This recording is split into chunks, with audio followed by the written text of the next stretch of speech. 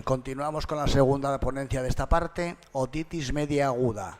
Nos va a hablar de ella el doctor Norberto Proupin, que trabaja en el Centro de Salud Conxo aquí al ladito, en Coruña, y nos va a poner al día de esta patología. Norberto. Hola, buenos días. En primer lugar, dar las gracias a la organización por esta invitación a la charla y agradeceros a todos vosotros también vuestra asistencia. Bueno, la otitis media aguda, sabéis que es una patología muy frecuente. Prioritariamente es una de la edad infantil, es una patología que es fundamentalmente de niños, en la que es muy frecuente, pero también es frecuente en los adultos jóvenes, en los adolescentes y ya no tan adolescentes, todavía adultos jóvenes, lo que sí suele ser una patología rara en gente mayor. Por supuesto, ya sabéis lo que es una otitis media aguda, es una infección que puede ser vírica, bacteriana habitualmente, en que se inflama y se infecta la mucosa de la caja del tímpano. Y bueno, para llegar al diagnóstico de la otitis media aguda, nos vamos a fijar en una serie de síntomas y signos, ¿no?, que podremos ver mediante la otoscopia. Uno de los síntomas príncipe será la otalgia, el dolor de oído, el niño que se despierta de noche con un llanto inconsolable, ahí acercándose la hora del amanecer, y que tiene un dolor de oído. Ese dolor suele ser pulsátil, aunque ellos cuando son muy pequeños no saben decírnoslo. Pueden llevarse la mano, si son bebés, hacer intento de llevarse la mano a la oreja. Pueden tener náuseas, vómitos y diarrea, también acompañante. Y el dolor es muy intenso y, como dije ya, de predominio nocturno, ¿no? Después va a haber una sensación de presión auditiva, que en la gente ya más adolescentes y mayores, pues a los niños ya mayores nos van a describir, ¿no?, como sensación de plenitud, de presión en el oído. Va a haber una disminución brusca de la audición y la fiebre. La fiebre puede ser un criterio de gravedad si pasa de 39 grados, pero muchas veces puede ser que no haya fiebre o que la fiebre sea debida a la infección que normalmente se asocia de las vías respiratorias superiores, que tenga pues una infección vírica, una rinitis o una rinosinusitis, y pueda ser más la fiebre o una faringitis más debida que realmente a la otitis. Pero sí, cuando realmente se achaca a la otitis, si pasa de 39 sería un signo de gravedad importante. ¿Y qué nos vamos a hallar cuando hacemos la otoscopia? ¿Qué vamos a encontrarnos? Pues vamos a encontrarnos un eritema. El eritema del tímpano en la otitis media aguda, digamos que no es patognomónico. ¿Por qué? Porque si el niño llora, en el caso de los niños, o si grita, si hace esfuerzo, puede ser que el tímpano esté un poquito rojo, un poquito que coja un poco de color y nos puede despistar y no haber otitis media aguda, ¿no? Tiene que acompañarse, además, de que observemos a través del tímpano pues un exudado en la cavidad del media, del oído. Vamos a ver, si usamos un otoscopio neumático, vamos a ver que hay una disminución de la movilidad de la membrana timpánica, y vamos a ir viendo también progresivamente un abombamiento del tímpano con borramiento de los relieves, y que ya no sabe si es tímpano o lo que es, ¿no? Ahí vemos una imagen de una primera fase que podría ser, ¿no?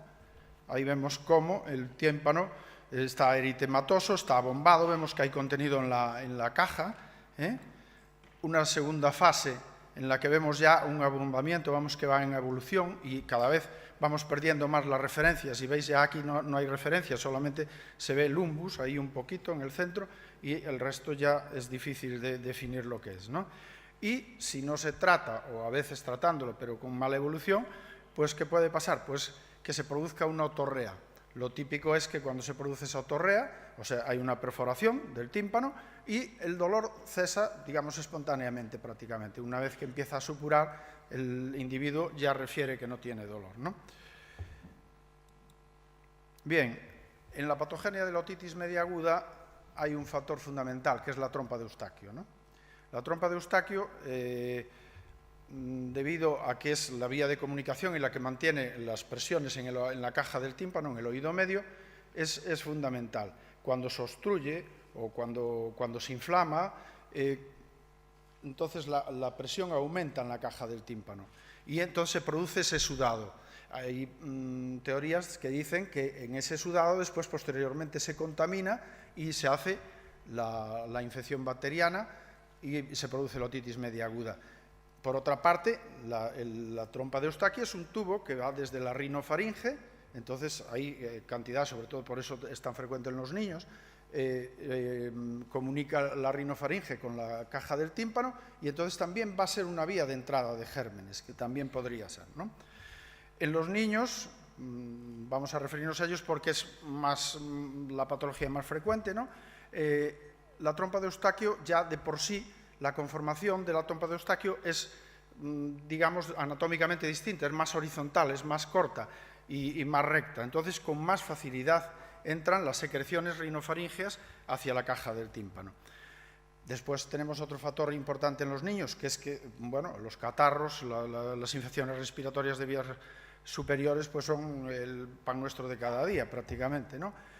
Por otra parte, los niños van a tener una respuesta inmunitaria inmadura todavía. El sexo masculino favorece también la otitis media aguda. La asistencia a guardería, sobre todo a edades muy tempranas, pues también va a favorecer que los niños pues, reciclen todos los gérmenes y a veces nosotros también después, y entonces pues tengan con más facilidad esas infecciones.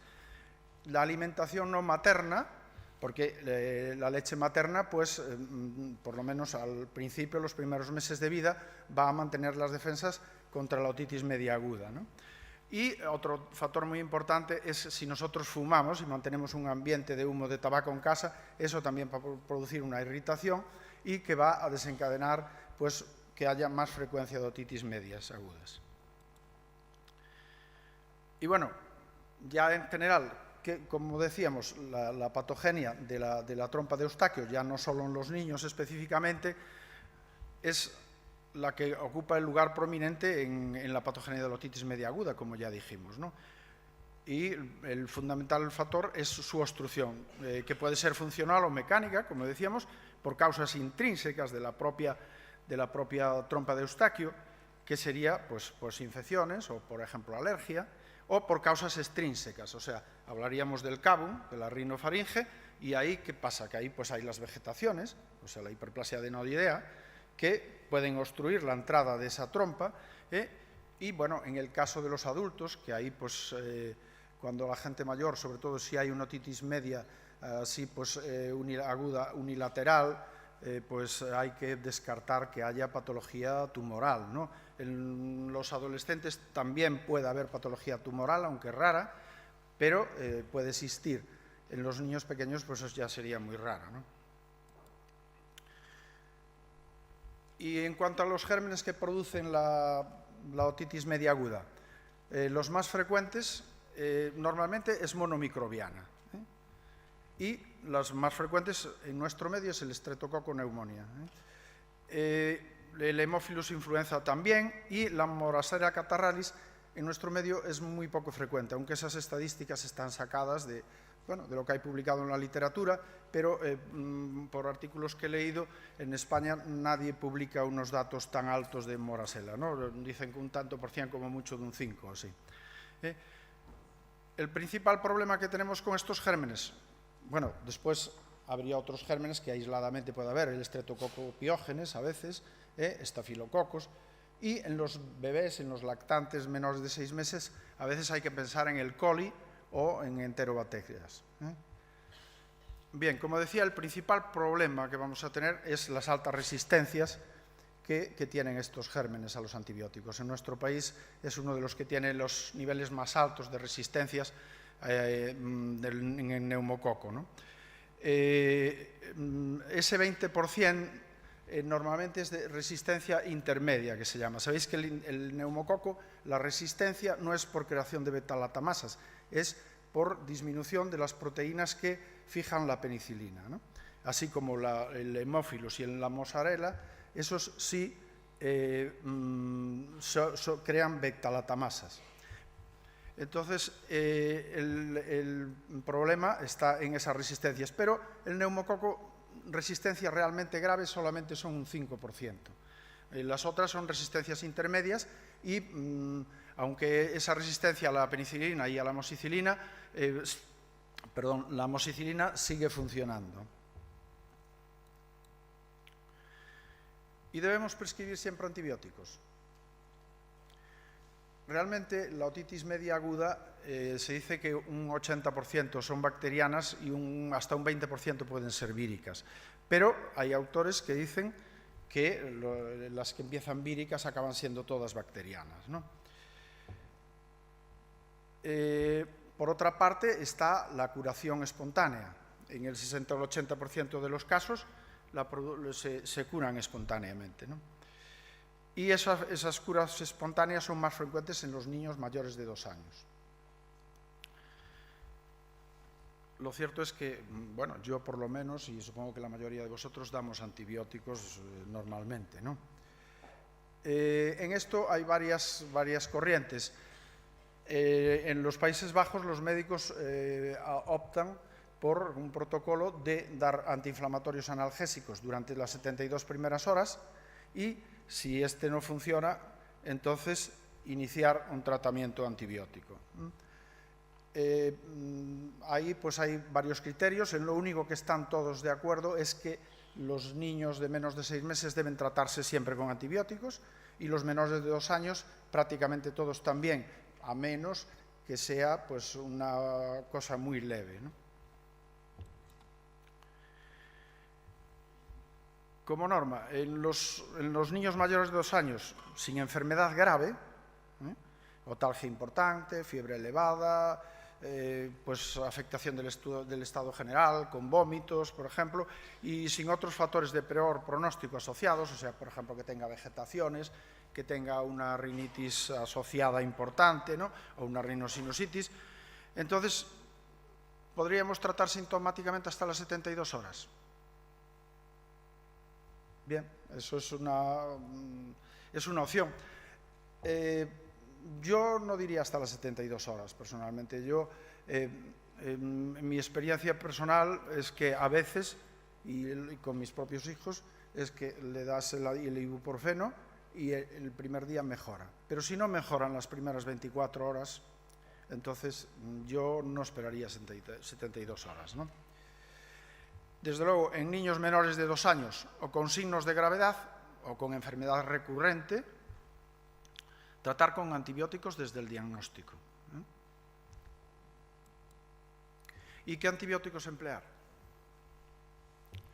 Bueno, no está indicado hacer cultivo, no tendría mucha validez, ni variaría tampoco el tratamiento, porque, como ya dijimos, son monomicrobianas y la mayoría son esos gérmenes que hemos dicho, y solo estaría indicado hacer una miringocintesis porque, aunque estuviese perforado y aunque hubiese otorreas y cogemos un cultivo, siempre va a estar contaminado del conducto y no va a ser una referencia buena.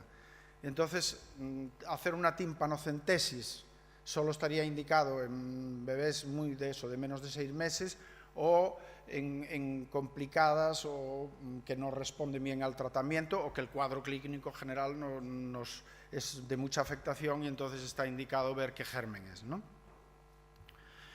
Pero como norma general para nosotros una primera opción sería dar amoxicilina a dosis de 90 miligramos por kilo de peso y día, repartidos en 3 dosis. Eso, ¿por qué? Porque la amoxicilina, aunque aparentemente hay resistencias, realmente responden todos, incluso la morasela, que tiene un 90% de resistencia a la amoxicilina, responde también. Por otra parte, en nuestro país, como ya dije, es un tanto por cien muy pequeño el de la morasela. Entonces, en principio, lo que funciona es la amoxicilina, incluso en el neumococo con resistencias y en el hemófilus. Suele funcionar, y los mayores porcentajes de resistencia en estos casos están en los menores de 6 años que van a guarderías, que tienen otitis de repetición y que están tomando continuamente antibióticos, ¿no? Pero en general, como ya digo, funciona la amoxicilina a altas dosis. Por otra parte, que no comenté, tanto el hemófilus como la morasela, tienen curaciones, son los que más frecuentemente tienen curaciones espontáneas, o sea, muchas veces no necesitarían tratamiento porque se curarían espontáneamente, ¿no? La segunda opción, que podría ser, que podría también incluirse casi como primera, pero bueno, en caso de que no responda al tratamiento, o que nosotros veamos ya un paciente más complicado, podríamos emplear las cefalosporinas. En general casi todas van bien, mejor la cefurosima y la cepodosima, pero en general todo el cefaclor también va muy bien. Entonces, esas nos podrían resolver el problema, ¿no? Y el tratamiento de segunda elección, digamos, cuando ya no podemos utilizar unas penicilinas, que sería lo indicado, que sería el caso de alérgicos fundamentalmente, pues utilizaríamos acitromicina o claritromicina, macrólidos, y en los adultos, en los niños no se puede por las complicaciones musculoesqueléticas que pueden tener, y en la gente joven, recordad, en los adolescentes tampoco, las quinolonas también podrían utilizarse, con esas salvedades. ¿Cuánto debe durar el tratamiento? Bien, el tratamiento, en principio, que debería ser individualizado, ¿no? Como norma, 10 días en otitis de repetición o con factores de riesgo que dificulten la eliminación de secreciones, como adenoiditis, rinitis, y en niños menores de 2 años también sería conveniente dar siempre 10 días. Lo de los 10 días, pues está acordado, digamos, por consenso, quizá viene de tratar las faringitis también 10 días, las faringitis estreptocócicas. No hay unos datos científicos que apoyen el dar 10 días, 8 días. Bien, lo cierto es que por norma se ha adoptado lo de los 10 días y es cuando menos recaídas hay utilizando 10 días el antibiótico. En los casos esporádicos aislados y en los adultos, pues 1 semana, 8 días, y si no tienen otros factores de riesgo, con 8 días de tratamiento debería funcionar, ¿no? Y si tras 48, tras 2 o 3 días el paciente no mejora y sospechamos fallo del antibiótico, valorar nueva pauta, ¿no? Cambiar, por ejemplo, si hemos dado amoxicilina, pues aumentar amoxicilina a amoxiclaulánico, por ejemplo. Sería una opción. Que no funciona o que queremos, también podemos recurrir a la cefalosporina, sería otra opción, ¿no? Entonces iríamos valorando solamente en los casos que a pesar de todo no mejore, pues recurriríamos a la ceftriaxona intramuscular, estaría indicada. ¿Debemos añadir otros tratamientos a los antibióticos? Bueno, el tratar el dolor siempre, por lo menos las primeras 24 horas, por supuesto. El ibuprofeno, preferentemente darlo por la noche. Si mezclamos paracetamol e ibuprofeno, el ibuprofeno por la noche, porque como sabéis, el dolor es más intenso por la noche, las molestias son más intensas por la noche y es mucho más efectivo. Vasoconstrictores nasales, yo los doy. ¿Por qué? Porque, como dijimos, la patogenia está, o sea, la causa de donde parte es de la trompa de Eustaquio. Y nosotros, si mejoramos la función de la trompa de Eustaquio, los síntomas van a disminuir mucho más rápido y el paciente va a notar una mejoría mucho más rápida y va a recuperar la funcionalidad mucho antes, ¿no? ¿Se pueden asociar antihistamínicos? Bueno, también, yo los asocio, pero bien, eso ya un poco más opcional. Pero sí, lo que sí, aunque el individuo no refiera mucha obstrucción nasal, deberíamos usar o un tópico nasal 5 o 7 días, un vasoconstrictor. Si estamos dando corticoide, que pasa muchas veces, el corticoide que se están dando crónicamente, ¿no?, nasales, no son tan efectivos en fases agudas, entonces podemos doblar la dosis o suspenderlo y durante 5 días o 7 días máximo asociar un vasoconstrictor, un vasoconstrictor nasal, porque va a ser mucho más efectivo, va a descongestionar la entrada de la trompa y los síntomas van a mejorar mucho antes. Si realmente el individuo no tiene nada de nariz y no quiere ponerse nada por la nariz, pues podemos siempre dar el antihistamínico, que yo lo daría, ¿no?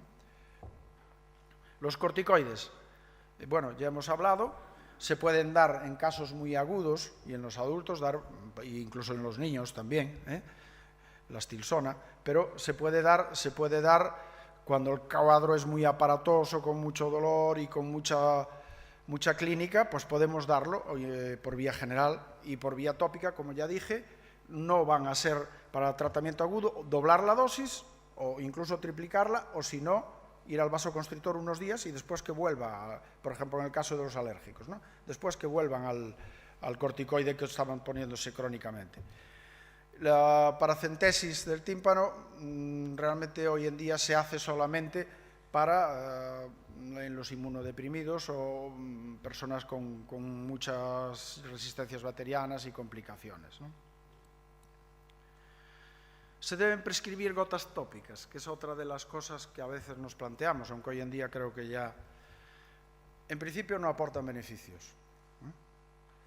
Pueden crear resistencias o sobreinfecciones. Tener en cuenta que si ponéis gotas tópicas en una otitis media, si no está perforada, no van a entrar a la caja del tímpano. Entonces es inútil, lo único que las vas a poner es en el conducto auditivo externo y no vas a mejorar nada, ¿no?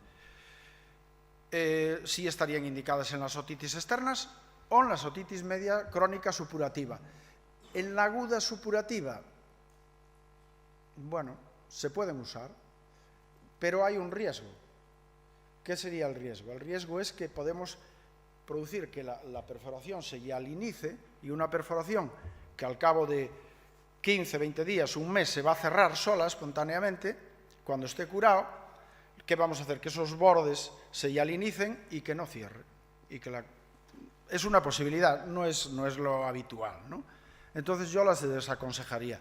En la otitis media aguda, tratamiento, gotas por la nariz, sí, y tratamiento por vía general. Bien, en el caso de usar las gotas, sabéis que son menos ototóxicas las de ciprofloxacino y dan el mismo resultado, o incluso son más cómodos porque se ponen cada 12 que el otro tipo de gotas que hay. Pero salvo en los casos, como ya digo, que hemos señalado, ¿no? Bueno, ¿y qué hacemos con la otitis media recurrente? Bueno, la otitis media recurrente, sabéis que es la que se produce después de una semana de haber ya curado, o las que se producen 3 cuadros en 6 meses, o 4 o 5 cuadros en un año. Las bacterias son las mismas que en la otitis media aguda, no se ha visto ninguna diferencia en la patología microbiana del cuadro. Y bueno, tratamientos serían los mismos tipos de antibióticos, el tratamiento sería igual, pero aquí sí que tendríamos que buscar la forma de prevenir las recurrencias, ¿no? La otitis media recurrente sería lo más importante. Hay la teoría de la profilaxis antibiótica, que se utilizaría durante el invierno y los primeros meses de la primavera, que es cuando son más frecuentes las infecciones respiratorias, que sería dar amoxicilina 20 miligramos en dosis única nocturna, durante esos meses, como ya he dicho, más o menos 4 o 5 meses, hasta 6 meses incluso. Normalmente se desaconseja porque son más los inconvenientes que las ventajas. ¿Por qué? Porque vamos a crear seguramente muchas resistencias que después las vamos a tener que matar a martillazos, ¿no? O sea, por eso no está implementada, aunque teóricamente hay gente que la apoya y bueno. Otra opción sería la colocación de tubos de drenaje, ¿no? Para ventilar esa caja del tímpano. Si la trompa no funciona bien, al no haber esa función de la trompa, los tubos de drenaje lo que nos van a hacer es producir esa ventilación y mantener esas presiones que nos interesan en la caja del tímpano, ¿no? Otra opción sería operar de vegetaciones, ¿no? Para descongestionar la rinofaringe, para dejarla libre, para que no haya factor obstructivo de la entrada de la trompa de Eustaquio. ¿Por qué ponemos 3 años? Pues porque normalmente, si las operaciones de vegetación se hacen antes de 3 años, suelen reproducirse con más facilidad. Entonces es conveniente no hacerlas antes de los 3 años.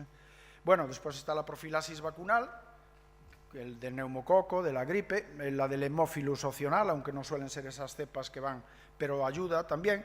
Y después la educación sanitaria de los padres, pues eso, evitar fumar, evitar llevar a los niños en edad temprana a la guardería, si se puede, claro. Bueno, esas cosas que les tenemos que aconsejar, que hemos ido ya diciendo. Muy bien, por mi parte, nada más. Gracias. Muchas gracias, Alberto.